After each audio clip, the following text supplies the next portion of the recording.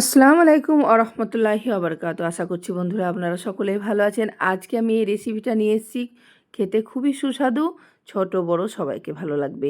তো দেখে নিয়ে যাক কীভাবে বানিয়েছি। কড়াইয়ের মধ্যে অল্প কুকিং অয়েল দিয়েছি, এখানে শুকনো মশলা দিয়ে দিয়েছি। এটা হালকা ভেজে নেওয়ার পরে এখানে আমি 400 গ্রাম চিকেন নিয়েছি বোনলেস, এটা ছোটো ছোটো করে কেটে স্বাদ মতো লবণ দিয়ে দিয়েছি। এখানে কালো গোলমরিচ দিয়ে এটাকে ভালো করে নেড়ে নিলাম আরেকবার, তারপরে ঢাকনা দিয়ে দিচ্ছি।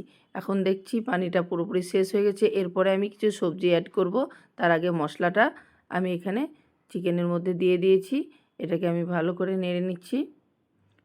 তারপরে এখানে আমি সবজি অ্যাড করে দিচ্ছি। আপনারা চাইলে এটা শুধু সবজি দিয়ে বানাতে পারেন। তো সবজিটা যতক্ষণ সফট না হবে আমি কিন্তু নেড়ে এভাবে ঢাকনা দিয়ে আবার আমি এটাকে নেড়ে নেব। এখন দেখছি হয়ে গেছে, যে ভাজা জিরা এটা গুঁড়ো করে রেখেছিলাম ওটা দিয়ে দিচ্ছি এর উপরে। বাস এখন আমি এটা ঠান্ডা করার জন্য রেখে দিলাম। তারপরে এখানে আমি ময়দাটা ইস্ট দিয়ে ম্যারিনেট করে 2 ঘন্টা মতো রেখেছিলাম, লবণও দিয়েছি এর মধ্যে। এখন আমি রুটিটা বেলে নিয়েছি, এর মধ্যে পুরটাকে রেখে আমি এবার চাকুর সাহায্যে সাইডটাকে এইভাবে কেটে নিচ্ছি। কেটে নেওয়ার পরে এই চারিদিকটা এইভাবে মুড়িয়ে দিচ্ছি।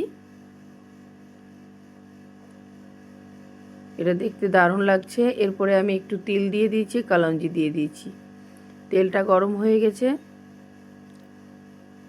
এরপরে আমি গ্যাসের আঁচটাকে একটু কমিয়ে দিয়েছি। আস্তে আস্তে এটা এপিট ওপিট করে আমি ভেজে নেব।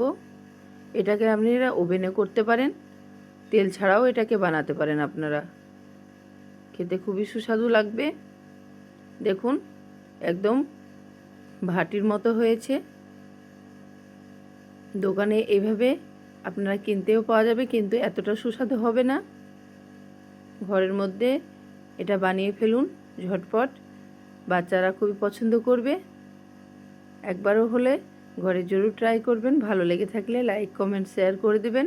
ভালো থাকবেন। আল্লাহ হাফিজ।